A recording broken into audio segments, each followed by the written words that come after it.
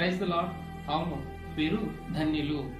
భూమి మీద మనం దేవుని యొక్క వాక్యానుసారంగా జీవించినప్పుడు, దేవుని యొక్క ఆజ్ఞలను అనుసరిస్తూ నడుస్తున్నప్పుడు మన చుట్టూ ఉన్న వారు మనల్ని నిందించవచ్చు, బాధపరచవచ్చు, మనం హేళన చేయవచ్చు, ఏ దిక్కు లేని వారు అని మనల్ని అపహాస్యం చేయవచ్చు. కానీ ఈ భూమి మీద మనం జీవించినంత కాలం దేవుని యొక్క మహిమను కలిగి ధన్యకరమైన జీవితం మనం జీవించాలి అంటే దేవుని యొక్క సహాయము కావాలి.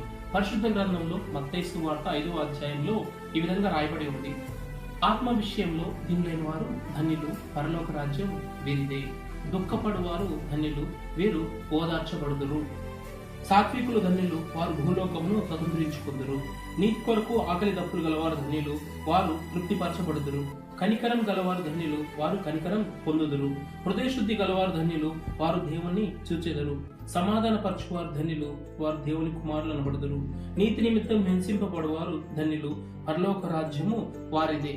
అవును, దేవుని యొక్క ధన్యతలు మనం పొందుకోవాలంటే ఈ భూమి మీద మనం దేవుని యొక్క ఆత్మను కలిగి దీనత్వం కలిగి మనం జీవించినప్పుడు, దేవుని ఆత్మ మనలో ఉంటే మనలో కనిపించవలసింది దీనత్వము.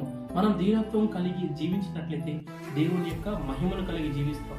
హగ్గయిలో 2వ అధ్యాయం 5వ వచనం ఈ విధంగా రాయబడి ఉంది, నా ఆత్మ మీ మధ్యలో ఉంది కాబట్టి భయపడకుడి అంటున్నారు.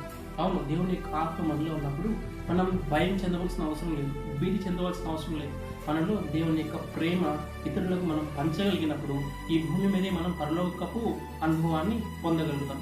అట్టి కృప దేవుడు మనకు అనుగ్రహించాలని ప్రార్థిస్తున్నాను. My God bless you. Praise the Lord. Amen.